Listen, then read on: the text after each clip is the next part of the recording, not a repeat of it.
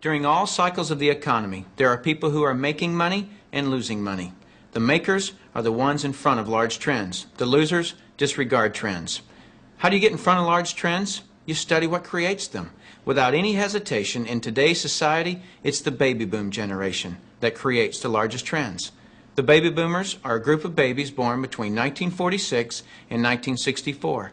There were 76 million of them born in the United States, a billion of them worldwide. Why is this group so talked about? They're 1/3 of the U.S. population and control 65% of all the money. I've likened the magnitude of all those babies to a basketball moving through a garden hose. They reshape every industry they go through. See, if you can predict where this basketball is going down the garden hose, you possess the ability to make fortunes. I want to give you some historical examples of the obvious buying patterns of these boomers. It started with a company called Gerber back in 1940, who were barely known.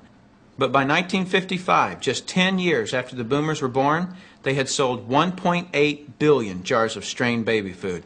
As the boomers took their first steps, it was Buster Brown and Kenny Shoes. When the boomers went out to play, Mattel and Hasbro got rich providing toys to this young group.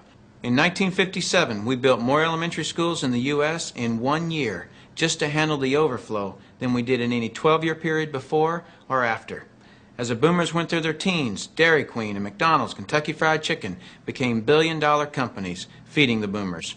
When the boomers moved through their 20s and 30s, which was in the mid-70s, what was the industry to be in? Real estate. Why? Because the boomers had heard from their parents one time too many, as long as you're living under my roof, you'll do as I say. So they wanted their own roof, which created a 15-year real estate boom. And people are still talking today about that great time frame to be in real estate. Then what happened to the real estate market in the late 80s? It began its decline. Why? The basketball had moved through the real estate industry. Another example of this is the U.S. stock market.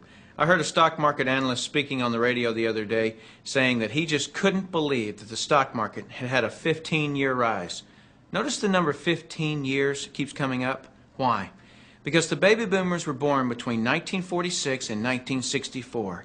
And so 18 years separates the front edge from the back edge, a very important number for you.